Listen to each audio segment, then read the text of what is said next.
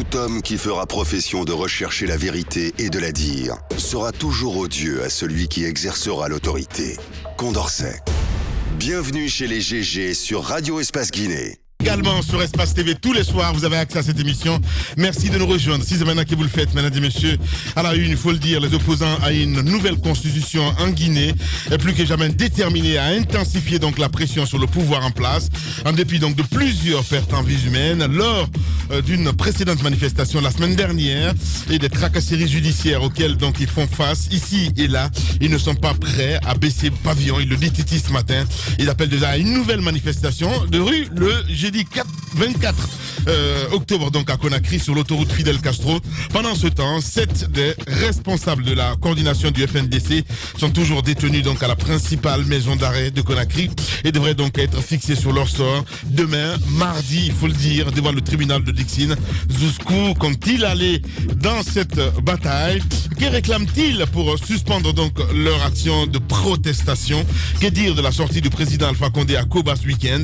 Monsieur Sylvia Touré, il est le président de l'UFR. Vous allez l'entendre ce matin. Et nous allons essayer de joindre Fonike Manguet, membre donc du FNDC. Vous allez les entendre ce matin sur Radio Espace. Et si tout va bien, Tiken Diafakoli aussi que nous allons entendre dans la deuxième partie de l'émission. Beaucoup de réactions évidemment sur notre plateforme. On a Sidi Diallo qui réagit. Je suis d'accord avec Tamba. Chez nous, on ne parle que politique alors que dans d'autres pays, ça bouge. Dommage pour nous, c'est Sidi qui nous envoie ce message. La Marana du côté de l'UFDG, qui réagit. Bonjour les grandes gueules. Pour vaincre le mal du RPG, la République a besoin d'un Tibou Camara beaucoup plus fort pour rééquilibrer donc les forces positives et constructives contre le clan anarchiste et mafieux qui malheureusement a tendance à avoir raison sur le petit roi. Le navire du système s'effondre malheureusement. Heureusement, voilà, c'est la Marana Yémérin qui nous envoie ce message. On reste toujours dans le sillage avec cette autre réaction de Ouri, Gangan TV qui nous écrit: bonjour les grandes gueules, bonjour à toi. Donc comment veux-tu Moussa que Kébé dise à Alpha que c'est impossible quand c'est un chantage de la part du président qui brandit les moyens pour dire à l'institution de tenir les élections en cette date alors que la CENI avait auparavant donné 250 jours et demandé les moyens. Les partis politiques n'ont pas manifesté pour que Alpha donne les moyens. Moussa n'a pas gueulé pour autant pour qu'on donne les moyens à la CENI. Kébé a joué le jeu pour qu'on lui donne les moyens et après le président lui-même s'en rend compte que c'est pas tenable. Et malgré que le président a dit de mettre les moyens, tiens-toi bien, Lamine, ils ont donné un montant. Après, le gouvernement est revenu récupérer 70% du moins. Aboubacar en sait. Voilà, je ne sais pas du tout ce qu'il veut dire. On reste toujours dans le sillage avec cette autre réaction. Bonjour Lamine, bonjour à toute l'équipe. Il faut que la CENI ait conscience de sa responsabilité, mais aussi de son indépendance, car l'expérience a suffisamment montré qu'elle est à l'origine des instabilités politiques dans notre pays. Moïse dit que les élections coûtent cher. Bien sûr qu'elle coûte très cher, mais lorsqu'elle est transparente et crédible, en vaut mieux que l'instabilité politique. Voilà, c'est un auditeur évidemment qui nous envoie ce message. Voilà, on va s'intéresser à cet autre sujet, Moussa. Vous nous parlez de l'affaire commandant Asmiou Camara, malgré donc des communications de l'état-major. Des zones d'ombre subsistent, mon cher Moussa. Ce sont des interrogations. Ouais. On a tenté, Abaka a tenté de joindre Aladji Selou pour un peu nous expliquer son communiqué assez laconique dans lequel... Son double communiqué dans lequel, j'ai lu un seul. Il explique que c'est une affaire liée au vol de munitions au Khalfa Yaya Diallo. Ouais. Et nous savons que cette opération, ce qui s'est passé au Khalfa Yaya Diallo date d'il y a un peu longtemps, avant même ces soubresauts politiques, avant qu'il y ait... La semaine dernière, il n'y est. Voilà, il n'y avait pas d'arrestation. Avant qu'il y ait toute cette pays, effervescence, tout ce conflit politique, cette affaire s'est passée au Khalfa Yaya Diallo. Alors, je pense que le cas du commandant Asmiou est un peu plus récent.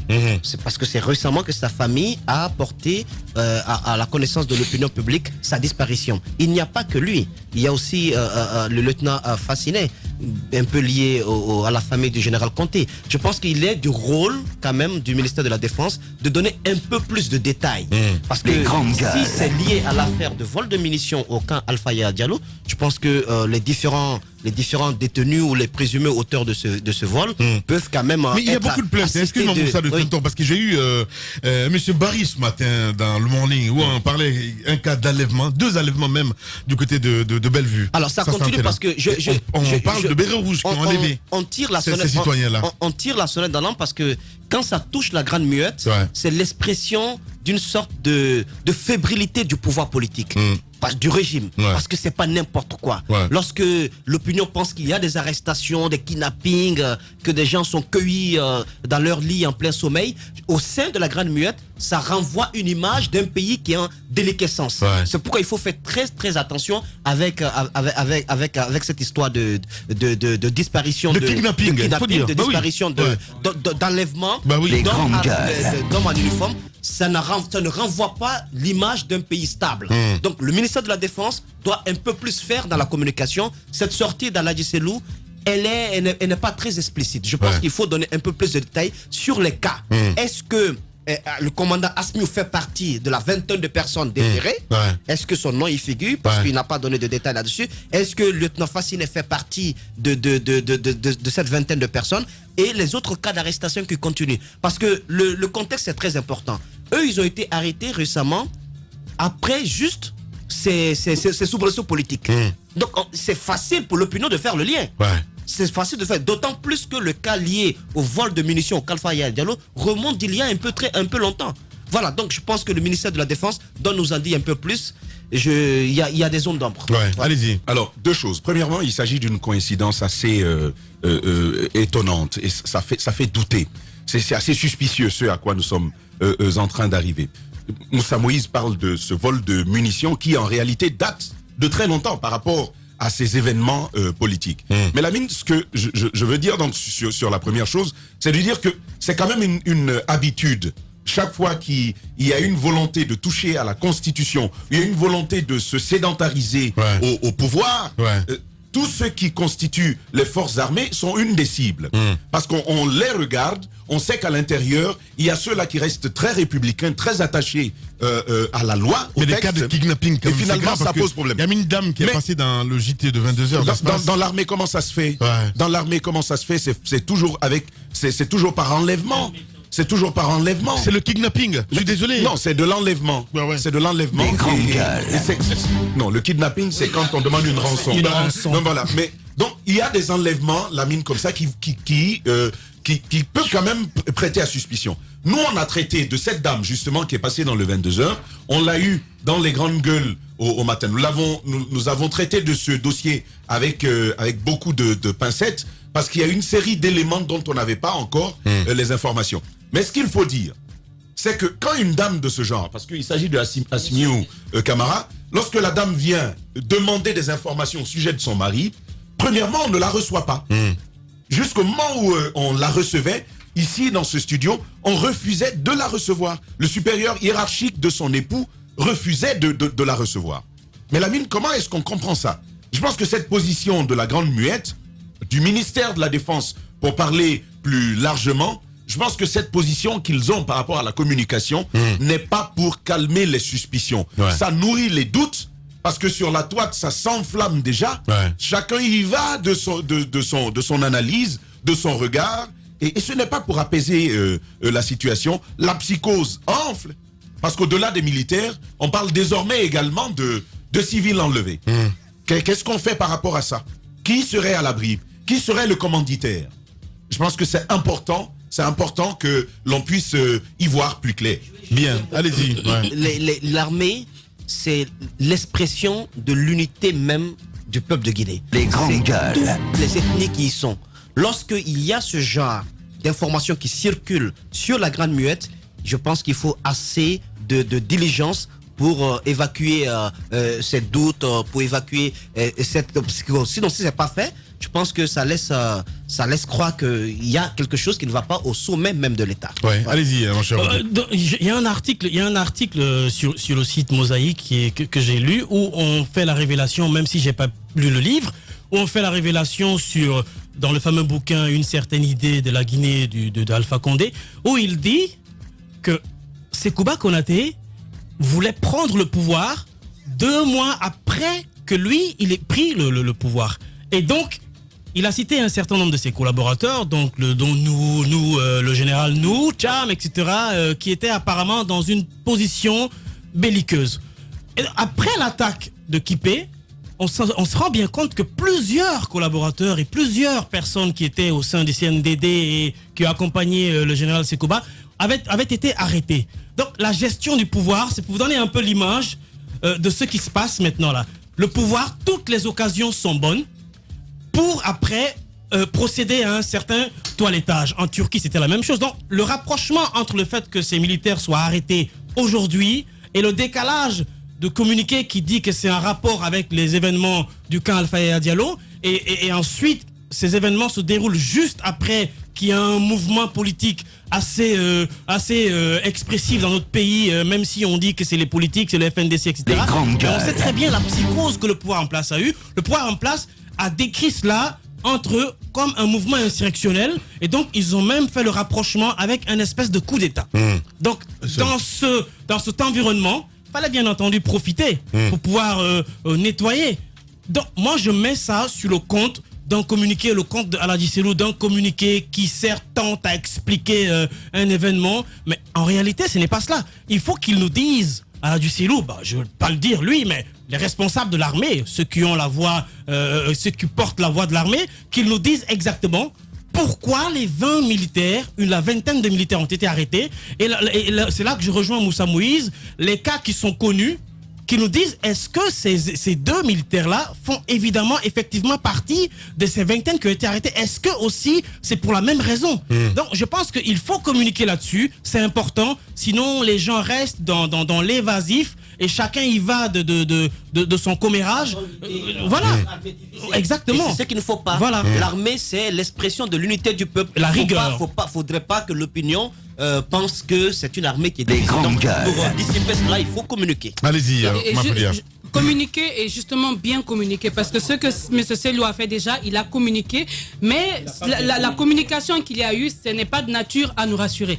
Parce que les arrestations qu'il y a eu, on le rappelait, ça fait un petit moment, et aucune famille n'a eu à se plaindre. Pourquoi cette bonne dame se plaint? Parce qu'elle le disait, son mari est sorti lorsque son chef hiérarchique l'a appelé.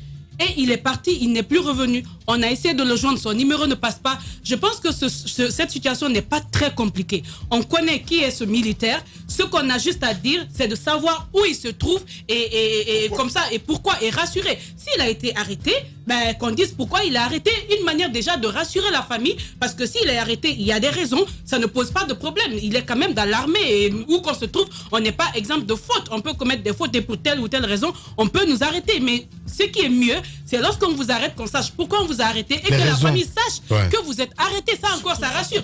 Parce que pour le moment, on peut se faire beaucoup d'idées. Surtout quand ça devient public. Ou la mère qui est là peut se dire, ah déjà mon enfant est mort, c'est ceci, c'est cela. Donc ce que nous demandons, c'est de la communication, mais une communication qui puisse rassurer. Et vrai. Et effectivement, dans de pareils cas, il y a beaucoup de bruit autour de l'armée.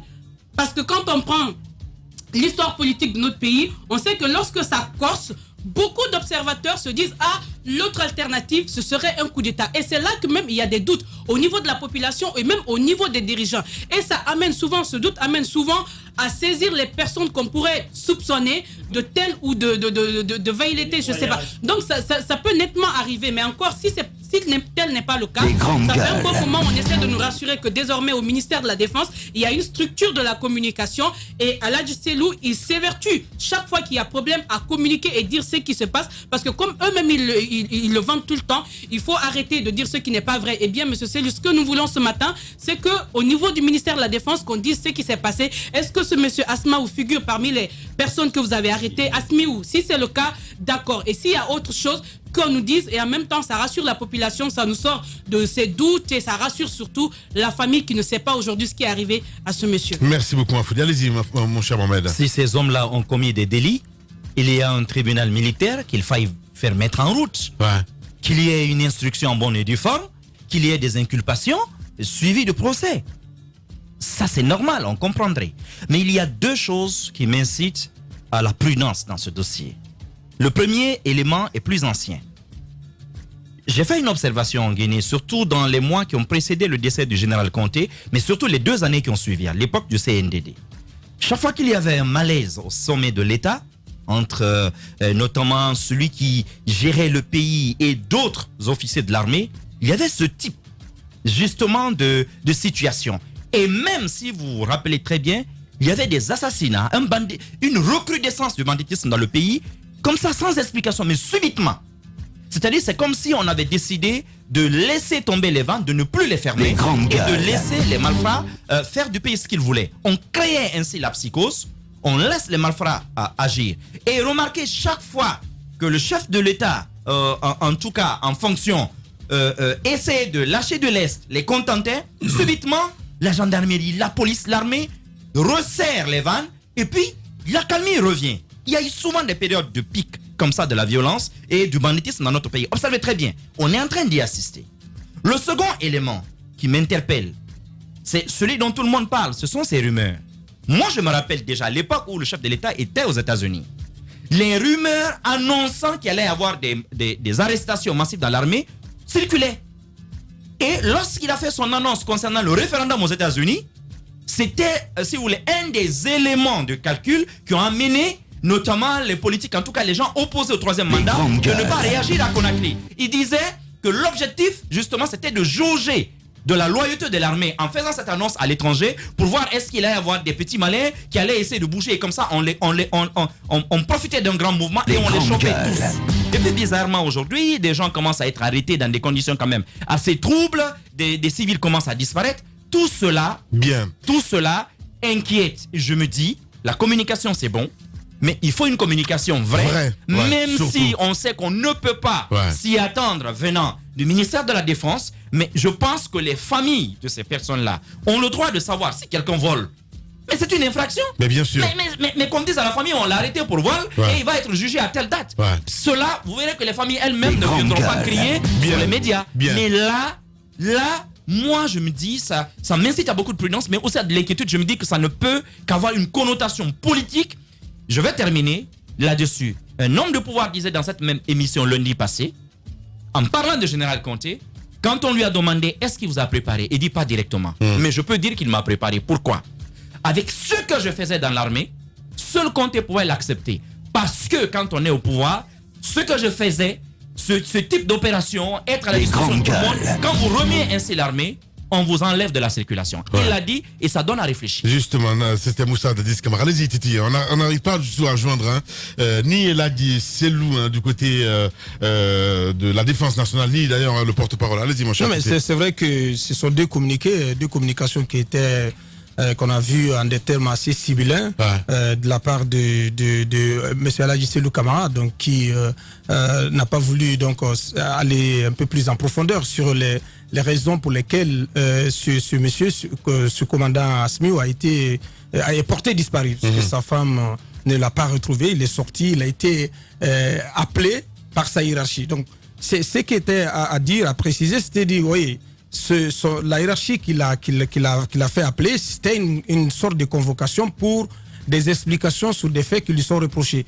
Et on a vu l'enchaînement des deux communications. Dans un premier temps, on précise qu'il ne revient pas au ministre de la Défense de convoquer un militaire et qu'il revient plutôt à la hiérarchie. Donc, ce qui pourrait être conforme au cas de M. Asmiou Camara, si c'était le cas, si c'était qu'il a été convoqué par sa hiérarchie. Mais cela n'est pas précisé. On dit simplement qu'il ne revient pas au ministre de la Défense de convoquer un militaire. Alors, dites-nous, si cela ne revient pas à Dr Diané, c'est quelle hiérarchie dans ce cas qui a convoqué le commandant Asmiou? Est-ce qu'il a été convoqué?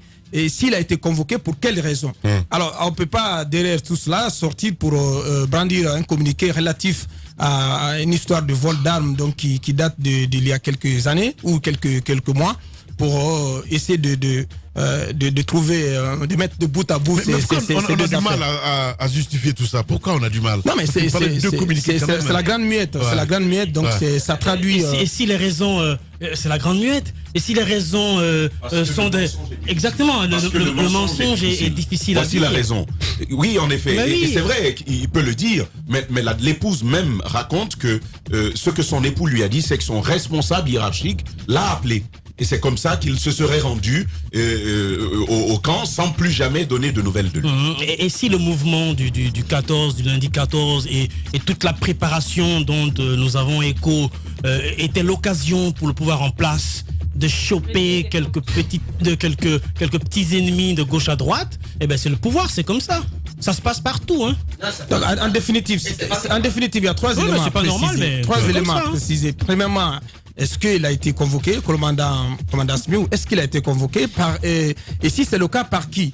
Et pour quelles raisons? Ensuite, est-ce que c'est dans le cadre, est-ce qu'une procédure judiciaire devant le tribunal militaire est engagée à son sujet? Je pense que ce sont des questions auxquelles on peut quand même trouver des réponses. Des réponses sont apportées de même, de toute façon, même si c'est la grande muette. Oui, mais dans l'armée, c'est encore plus sensible. Lorsque les gars du FNDC ont été chopés chez eux, on les a déposés dans différents coins de gendarmerie à travers la ville. On les a dispersés. On a envoyé Kunduno à Dubreka. Je pense que tel autre était par-ci, par-là. On a vite communiqué sur les raisons pour lesquelles ils ont été arrêtés. Ils ont été déférés devant les tribunaux et puis on a dit que c'est pour incitation. Après, on a changé le motif de l'arrestation. Non, c'était plus facile quand c'est les civils. Mais quand c'est dans l'armée, c'est très difficile à justifier. C'est quand même, ils ont quand même les calaches, ils sont nombreux. C'est des gars, à un moment donné, vous pouvez pas les contrôler, quoi. Donc, la communication au sein de l'armée, elle a dit c'est louche, je comprends, il est civil, il est dans un milieu difficile. Ça peut être très compliqué pour lui de donner les vraies raisons. Parfois même lui-même, il peut ne pas détenir. Non, c'est mon analyse. Parfois même lui-même, à la Dusselou, il peut ne pas détenir. Il peut ne pas détenir les vraies raisons pour lesquelles ces gens-là ont été arrêtés. Et même s'il les détient, c'est pas le matin, il se réveille comme ça parce que je suis le chargé de corps de l'armée que je vais me mettre à dire les choses. Hein. Aladji Selou, c'est un professionnel, il connaît le métier. En même temps, c'est pas parce que des hommes sont en uniforme qu'ils perdent de tout leur substrat d'homme. Ce sont des humains.